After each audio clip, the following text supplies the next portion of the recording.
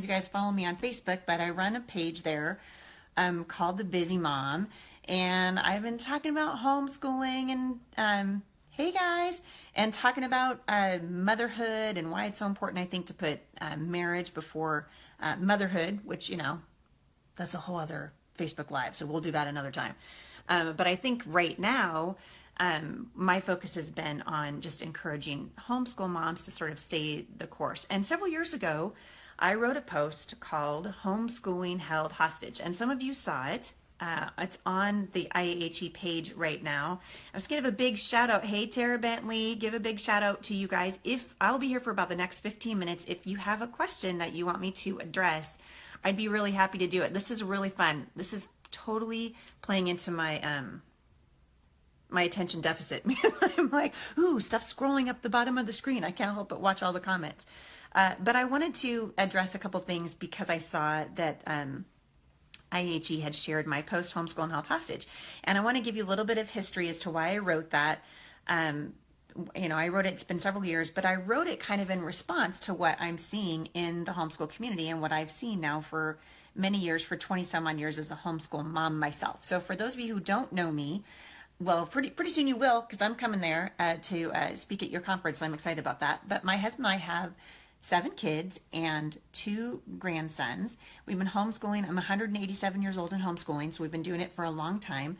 And the article that I wrote was really kind of me just responding to something that I'm seeing happen and have been seeing for a long time happen in the homeschool community. So I want to take you a little bit back to the article. If you haven't read it already, it's on IAHE's page, and they maybe can link to it in the notes here.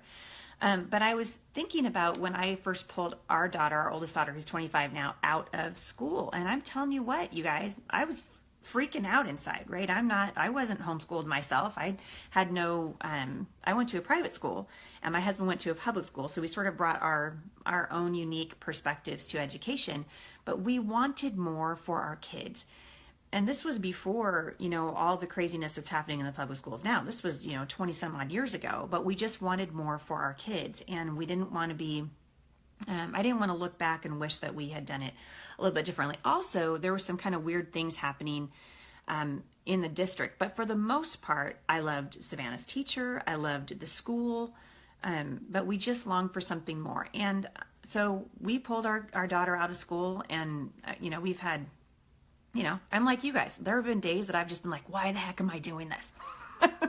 Just like I see sometimes the school bus. Do you guys ever feel this way? The school bus like mocks me. It drives it goes in my down my street in my cul-de-sac in front of my house and picks up the neighbor's kids, and my kids are spilling their cereal and milk on the carpet and yelling and screaming and fighting with each other, and they can never find their math book.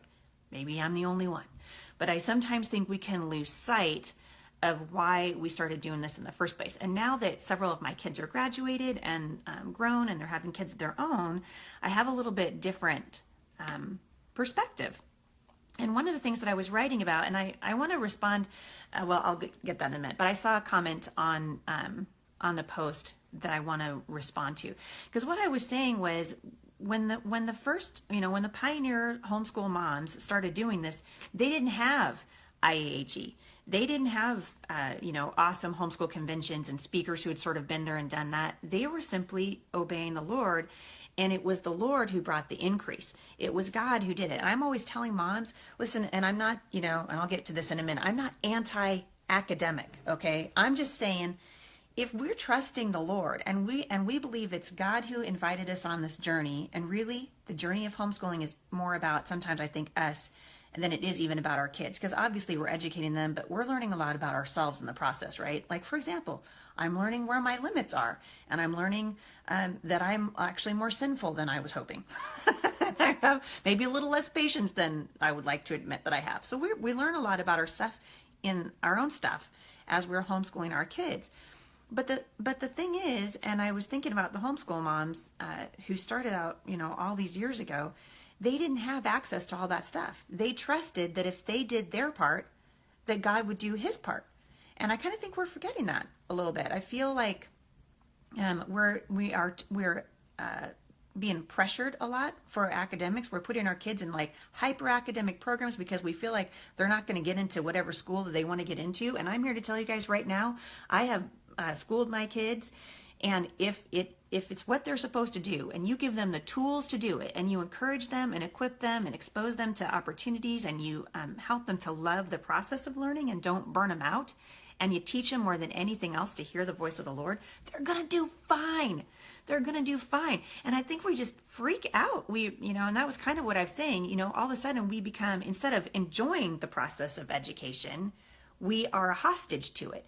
So not that I would have ever done this, but let's just say, for example, let's just say we have a bad day at home, homeschooling, and I'm yelling and screaming at my kids, and what they really want to do is sit on the couch and read with me. But I'm so freaked out because after all, there were 30 problems on their math lesson, and we only got to 20 of them, or we only got to 15 of them. And pretty soon we're yelling and screaming at our kids, and we've forgotten why we're doing what we're doing in the first place. And so when I realized that I was kind of a hostage to homeschooling, I took a step back. This is probably 10 years ago. I took a step back and I was like, I want to have a relationship with my kids. I don't want to sacrifice my relationship with my kids over an academic pursuit. So I asked the Lord to help me see what the kids needed so I could give them what they needed academically, but not be pressured to the point where I felt like it's all or nothing. It's this way or nothing's going to work. And that's kind of what I was writing about. And I said, many of us took our children out of public school in search of something more, only to be hijacked by the world system of education right there on the couches in our living room. So one of the things that I learned as a younger homeschool mom was I had this idea that I was going to do school at home in my house.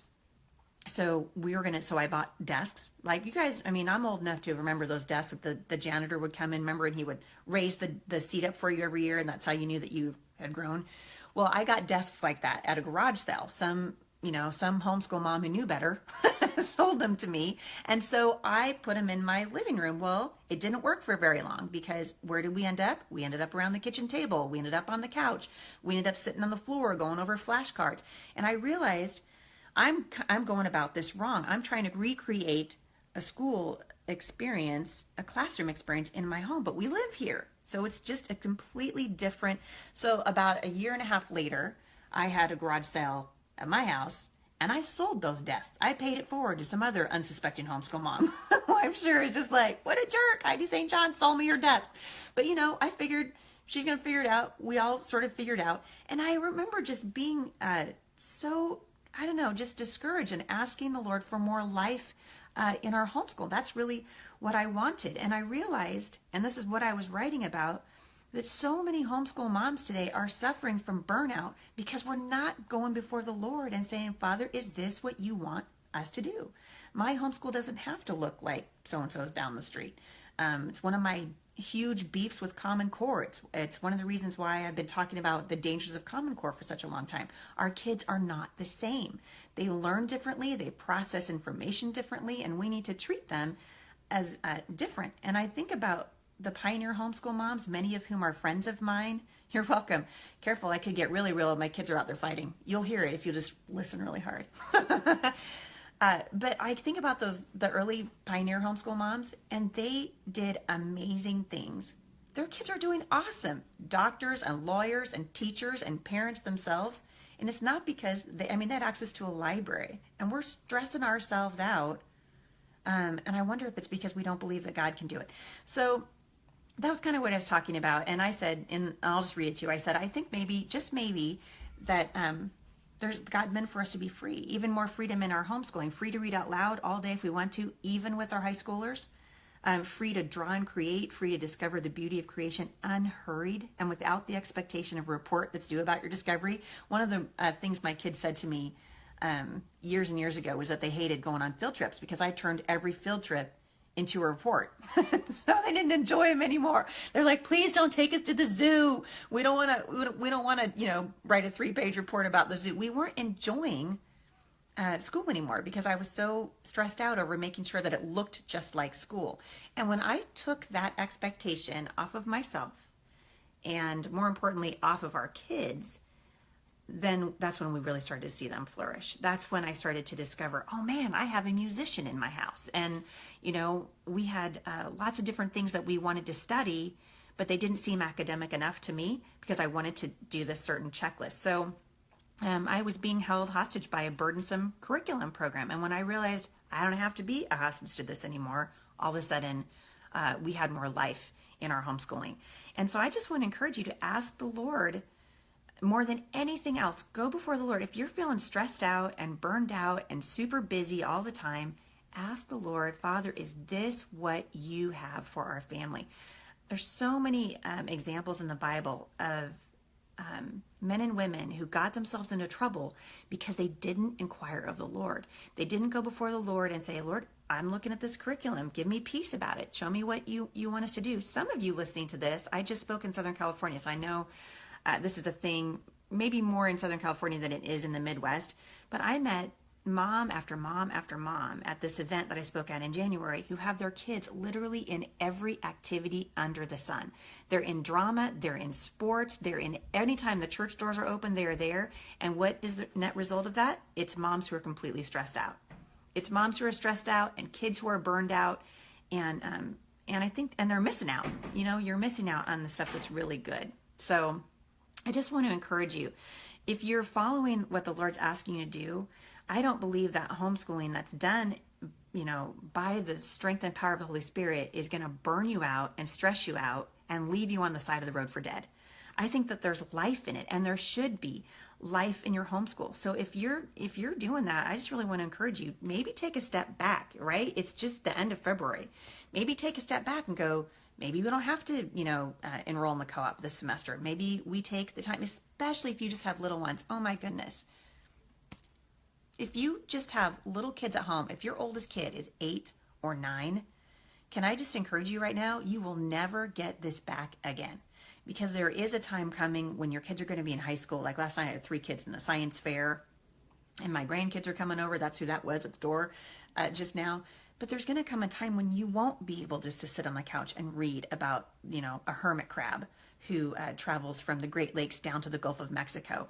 It's so important that you build relationships with your kids. And I want to address something, because I noticed on your Facebook page that a gal asked me, actually, this is for Jenna, and it seems to me like Jenna might be a little upset with me. So Jenna, this is for you if you're listening.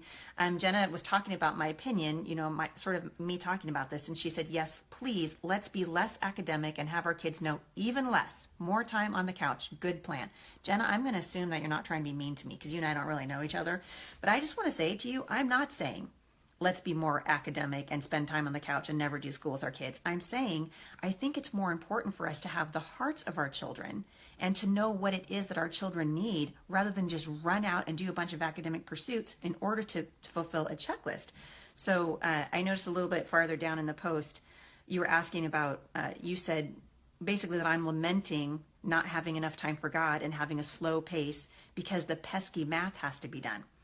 And then she said, I don't even know how that looks to the outside world. Well, first of all, I don't care how it looks to the outside world. I really don't. I care about what's best for my kids. So I'm concerned with what is going to work for my kids and what isn't going to work for my kids. And I'm not advocating that math is pesky.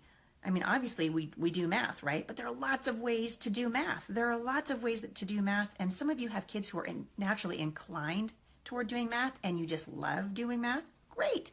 Some of you have kids who are never going to go into a field where they're going to use a lot of math, but you got to go through basic math, right? All of our kids go all the way through Algebra 2, whether they like it or whether they don't. So I'm not saying don't do math with your kids. I'm saying I believe that there's freedom. There should be freedom in homeschooling. Part of the reason we pulled our kids out of school in the first place was so that we could pay close attention to their hearts.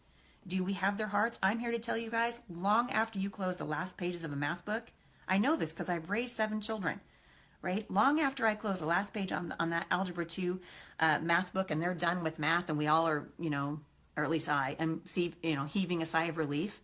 I want my kids to come back to home and they want to be here. I want them to have a relationship first with the Lord and then with our family. And I want to see them thrive as an adult. And I'm unwilling to sacrifice my relationships with my children over an academic pursuit. And so some of you listening to this today, and you're tracking with me, right? You're stressed out and freaked out. You're yelling at your kids all the time. You feel like you're not getting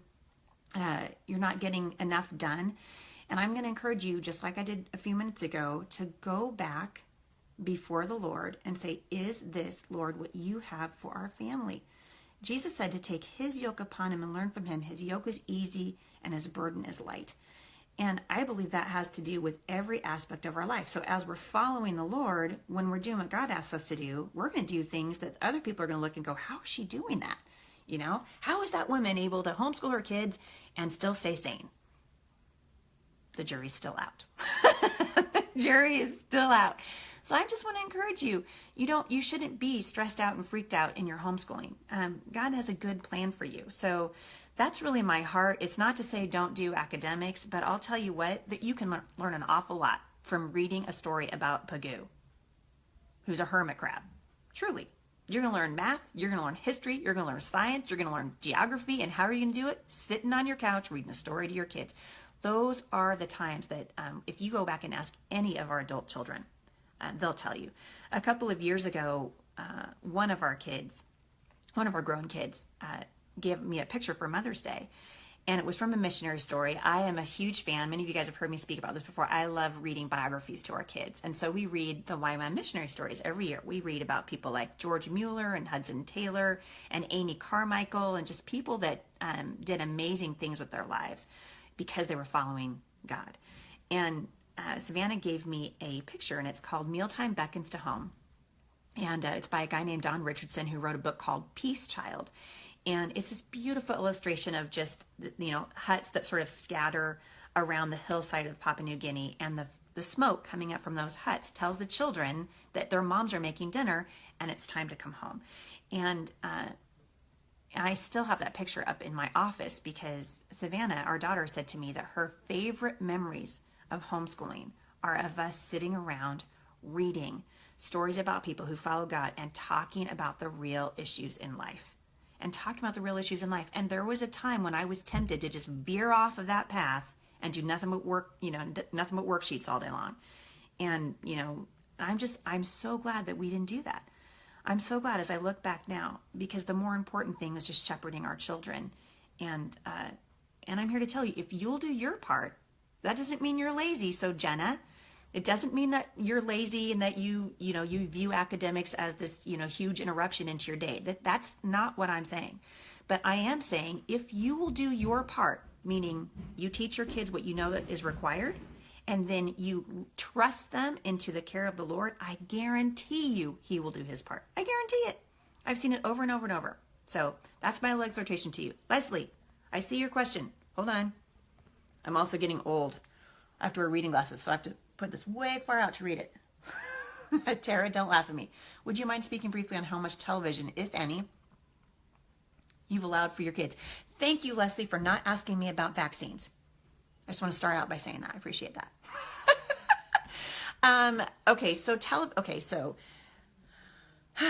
Television. There was a time when we didn't have TV for a long time. We didn't have a television. We do have television in our home. The rule in our house is you get your schoolwork done and they get about 30 minutes a day. So if they want to sit, and actually, I'll just be perfectly honest, it's for me. It's for me.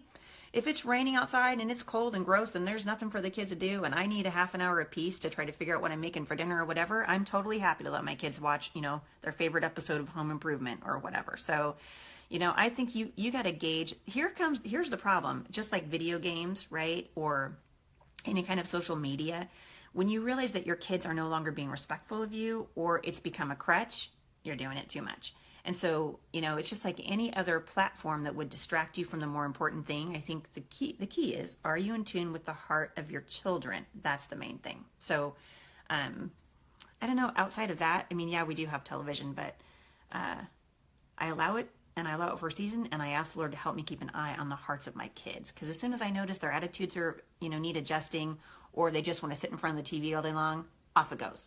Does that make sense? So you kind of got to stay in there. Hey, Samantha. You love reading on the couch with your kids, but sometimes you feel like you're not doing enough book work, right?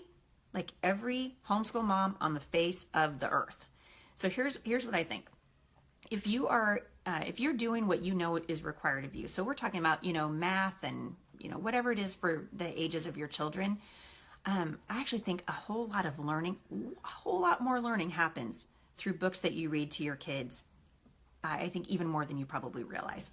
And as our kids have gotten older, a lot of what they learned about the world and a lot about how they learned about how the world works was through books. It was us reading to them. I am a huge fan of reading to your kids, a huge fan of sitting on the couch and reading to your kids. When my kids were littler, and they're all over the map now because they're grown and out of the house, and some of them are still in high school. But when they were all little, and I look back and just miss those times. Some things I don't miss, I'll be honest. But I miss a lot of it. I miss the freedom of being able to just sit on the couch with the kids, and we would read our history book together. So we all read American history at the same time. We all read world history at the same time. We read a missionary story, a biography. We read our science together. I love the Apologia Young Explorer series for that. We'd read it together, and we go on, if I was really on my game, we'd go on walks and look for the things that we were studying, especially when we did, botany, which if you haven't checked out Apologia's botany book for young students, like up to like 7th grade, fabulous, it's wonderful. But those were the times, and they learned so much more than if I just had them all just sitting at worksheets. It was amazing. It really was. So I'm a huge fan because I've seen it work in the lives of my own kids. Nicholas, what about the homeschool moms that really aren't doing enough? That is a great question. And I would just like to say, what about the public school moms who aren't doing enough? And what about, you're always, and I went to school at a private Christian school, right? Kindergarten through 12th. And I can tell you, there were kids in that school who weren't doing what they're supposed to be doing. And that happens in every sphere of influence. In every academic medium, in every academic platform, there's going to be somebody who's not pulling their weight, right? And so I think if that's you, I don't know, Nicholas, are you talking about yourself? I don't know. If we're talking about, if you ask me when I feel like what I'm not doing enough, I need to go back and do a little bit of self-evaluation. I love the idea of moms being in community with other moms. I think we encourage each other that way. But I've been homeschooling for or in the homeschool movement for 25 years. And I am here to tell you that in 25 years of being involved in the homeschool movement and 15 years of speaking around the country in homeschooling, I rarely ever see a mom who's not doing enough. I almost always, when I run into a mom who's burned out, it's because she's taken on too much. It's because she's, lugging around a burden that she was never designed to carry. It's very rare for me to actually meet a mom who, A, doesn't care. Most of these moms that homeschool their kids, they're doing it because they want the best for their kids and they want to be heavily involved in their kids' education. They're not doing it so they can sit at home on the couch and eat bonbons. So it's a myth, that there's all these homeschool moms out there that aren't doing the very best that they can for their kids. So every once in a while, I run into that, and if I do, then I will usually encourage them, hey, get involved in a homeschool co-op or have your kids tested, see where you are, see where you need to kind of pick it up and where you may be doing too much, and encourage them that way. But honestly, in all of my years of doing this, it's very rare that I see a homeschool mom who's not doing enough. Usually she's doing too much. So that's I don't know if that's the answer that you were looking for, but that's certainly what I have found. Cassie, I remember Tara Bentley reading A Cricket in Times Square. Tara, did you read A Cricket in Times Square? One of my favorite books ever. What I would love to see is moms coming out, or some homeschool moms who've sort of been there and done that, coming out with books that really impacted the lives of their kids and saying, man, like Honey for a Child's Heart is really good. I think Sally Clarkson, and she and her daughter compiled a really wonderful reading list. Read to your kids. Sit down and read with them, make them some. I actually did this last week. I poured tea for my kids who are still at home. And I thought, I'll do this great, thing for my kids. And I put out tea and crackers and cookies. And I was like, I got them all blankets because it's cold outside. And I'm like, Mom, I'm going to read. Well, 15 minutes into reading, they were fighting with each other. Somebody stole somebody else's blanket. And I guess I'm admitting to you that it happens that way because I don't want you to have this mistaken impression that if you decide to read with your kids, all of a sudden everything's going to be great and you're never going to have a bad homeschool day. Listen, bad homeschool days do not make bad homeschool moms. All right? They just don't. I'll leave you with one more thing. I'm kind of over my time, but I want to leave you with one more thing, just sort of something that the Lord taught me early on in my homeschooling. I was pregnant with our 5th baby at the time. For those of you who are just joining, I have 7 kids. Our oldest is 25 and our youngest is 6. She's the one who just broke her arm in 2 places last week when she was cartwheeling off the coffee table. Moment of silence for spending a lot of money at the ER and watching my kid have her arm put back together. Woo! But when I was pregnant with my 5th, I ended up in this situation where I had to be on bed rest, and I just learned lap booking. And it was so encouraging for me just to see this really cool way of engaging our kids in a subject. And I wanted to do lap booking with them. So I had all these, I was kind of really interested and still am a huge fan of Charlotte Mason, of a Charlotte Mason approach to education. And I get this sort of diagnosis and I end up on bed rest. So I can't do anything that I want to do, right? I had all these field trips, can't do it. All these, hands-on projects I want to do with my kids, can't do it. Well, at the end of the year, at the end of that school year, I gave birth to our son, and as predicted, they said, and it was a difficult delivery. And so I was kind of down for the count again. So it kind of felt like the whole school year just got stolen from me. All these things I want to do with my kids. And in my mind, I was thinking, I have screwed my kids up. I have messed my kids up. This is going to be, in Washington State, we're required to have our kids tested every year. And so I thought, oh man, CPS going to come take my kids. Well, I was doing math with them on the bed. We were reading. They've sat on my bed with me, and I read with the kids, and we did the occasional worksheet, but nothing like what I would have normally wanted to do with them. And the kids were tested at the end of that year. And this is what's really cool. Do you know? And I could cry just thinking about it, because this was a lesson that has stuck with me forever. That kid is now, that baby that I gave birth to is now almost 17. But our kids did better on their standardized tests, which are required here in Washington. They did better after that year when I did the bare minimum, the things that I thought I wasn't doing enough. So much pressure on myself. And it turned out that reading to my kids and just doing their math worksheets, some simple things on our bed with them, and pulling a map down off the wall and just laying it out on the bed, that year, our kids did better that year in their standardized tests than they had done any year before that. And it was the Lord just saying to me, if you'll do your part, Heidi St. John, I'll do mine. And that's my encouragement to you. If you'll do your part, whatever the Lord has given you, whatever's in your hand, come before him, ask him for his wisdom, and he'll give it to you. And if you'll do your part, he'll do his. He's a miracle worker. He really is. I'm living proof. I know. So I'm here just to encourage you. Don't give up. Don't be discouraged. Love your kids. You get one shot at raising them. One shot.